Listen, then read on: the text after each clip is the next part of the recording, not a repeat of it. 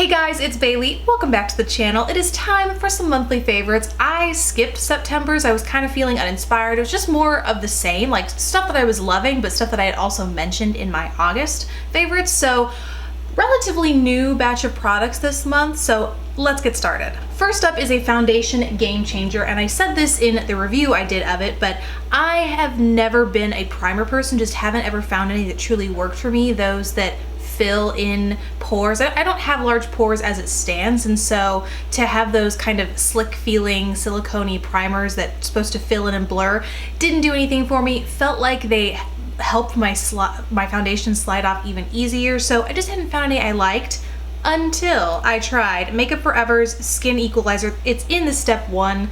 There are a ton of these in the step 1 equalizer step, but this is the mattifying primer from that line. This has been a total game changer for me because it's allowed me to wear foundations that previously had gotten too excessively oily for me to kind of tolerate throughout the day. Loved the finish, loved how it made my skin look, but just the way it wore, it just couldn't make it through a day on my combination skin. This has allowed me to wear, in fact I have them right here. Number 1, a lot of you guys have been asking me what's been on my skin in a lot of the videos that you've seen lately in October. It has been Maybelline's Better Than Skin Transforming Foundation. I did a review of this and basically came to the conclusion that while I love the way it made my skin look, it just couldn't make it through the day on my skin. These two are a match made in heaven. The other two foundations that I've really been loving but had the same issue with are the Makeup Forever Ultra HD. I previously loved the stick way more than the liquid because this just didn't hold up on my skin. Not the case anymore when I use this primer. And then Charlotte Tilbury's Light Wonder Youth Boosting Perfect Skin Foundation. And for reference, in all these, I'm in the shade 4 in the Charlotte Tilbury, I'm in the shade 140 in the Makeup Forever, and I'm in the shade 25 Nude Beige in the Maybelline Better Skin, just as a means of comparison. So this primer has just changed my foundation game. Absolutely love it. And something I want to address in the review I did of this is I talked about applying it over your makeup. That is in addition to applying it under your makeup. First and foremost, as a primer, it's the step before your foundation. But as a mattifying primer, I mean, with its mattifying properties, you can take a little bit of it, rub it between your hands, and then blot it wherever I find excess oiliness. I just blot it over top. The thing that I love about the consistency of this is it's so thin, it like sinks immediately into your skin. It's not like the other primers where it'll kind of sit on top and kind of create this thin film that makes your skin feel super smooth, but to me it just felt like something was sitting on top of my skin.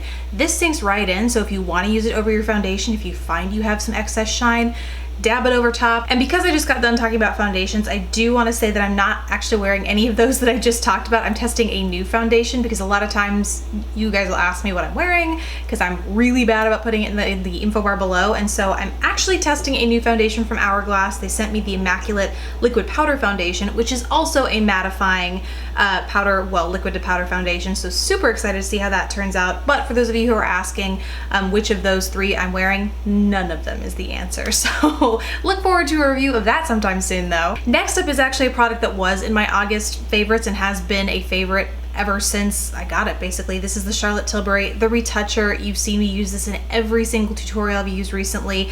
This is just, it's a conceal and treat stick, but much like YSL's Touche Eclat, it brightens.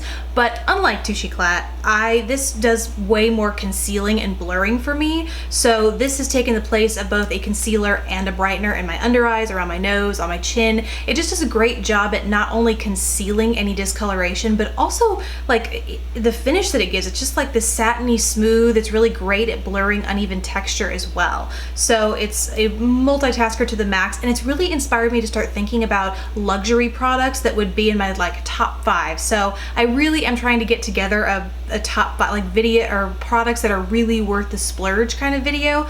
So hopefully look forward to that soon, but this will clearly be on it because it has been a long time favorite. Next up are the eyes, and first and foremost, these liners from Kat Von D. I featured them in a haul. They're the Lightning liners, my last Sephora haul. Lightning liners, today I'm wearing the shade Hex, which is this metallic kind of plummy shade. There is a deeper, more vibrant purple, I believe. So don't get confused because I've looked online and been confused about which purple I have. This is Hex. It's kind of a lighter, more metallic eggplant. But I've also been loving, ooh, this one is entirely worn off. Fife, I think this is. It's the green, the metallic olive. And then the one that I was wearing in my recent unboxing videos for October is Ludwig, which is this like a fiery amber orange shade. I have been loving all of these, especially for fall. It's just a fun way to get a simple, classic look, but put a slight twist on it. And these shades in particular are so fall-y. They just add a little bit of interest to what is an already kind of classic, clean cat eye, if that's all you want to wear for the day, especially with a shade like Hex, which has been my absolute favorite of the three, because you can't tell right away that it's not a black liner. It takes a little bit of kind of light play, and people kind of have to look at it for a while to realize that it's not completely black, but once they do, it just like takes your makeup up a little notch. So especially as we go into, I think the Sephora VIB sale is happening soon, these should be at the top of your list if you are into fun, colorful liners. Not even necessarily colorful. Like I said, Hex is a great kind of black alternative if you're just looking for a fun, subtle way to change things up. But overall, loving these. For more in the way of eyes, I have been in love with the Makeup Geek Duochrome eyeshadows. I bought these immediately after they came out, and between like Halloween and just other stuff, it's been too busy to do a review, and frankly everybody else has been doing amazing in-depth reviews and swatches and all that kind of stuff, so I featured them some in tutorials, but I haven't really gotten a chance to just come on here and talk at you about them, because that's what this is. I'm gonna be telling you how much I love them and how much you need them. These are some amazing shadows, and they are, unlike the foiled or metallic shadows that she has, these are the price of the regular shadows, which are $6, I want to say, individually. Naturally I couldn't resist. I got the whole set. I think it's worth every penny, but if you do want to see, I'll put some swatches up here if there are just some that catch your eye, but I've been loving wearing these both alone and layering them over colored bases. Like this Make Molten Shadow in bronze, I've been loving layering it over that.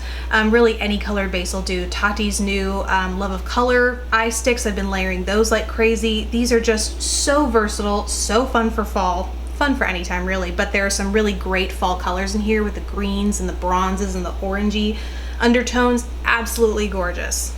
And as someone who always goes towards those interesting colors, like, okay, you can never have too many like matte black, matte crease color, like camel light mid-tone brown shades. Those are great and all, but what really draws my eye to a palette or a collection is always that super unique shade. There just aren't enough duochromes in the world. So when she came out with not one, but an entire collection of them, it was just right up my alley. So I think these might be back in stock. It's been forever since I ordered, so I hope they are. And last up is a highlighter. It's really nothing new or special. It's something that a lot of people are talking about lately. It is the Becca Shimmering Skin Perfector Pressed in Opal. I've been wearing this in every video, I think. I have kind of tried to like expose myself or go back to old highlighters that I knew I love, and this has just been a return favorite all this month and really last month as well. It's just like, it's a classic. You know it's gonna look good, you know it's gonna go well with whatever kind of makeup you want to wear, and the finish it gives your skin is just amazing. So this is another good one actually if you are wanting to partake in the Sephora VIB sale. An amazing pick if you're thinking about it. And those are my favorites. I feel like I intended it for it to be a shorter video, but I had to make up for lost time, and I'm sure I got some rambling in there. So either way, thank you guys so much for watching. Please, I'd love to hear what you guys have been loving in the month of October, or September for that matter, in the comment section below. Besides that, thank you guys so much for watching. Please don't forget to subscribe if you haven't already, and I will see you in the next video. Bye.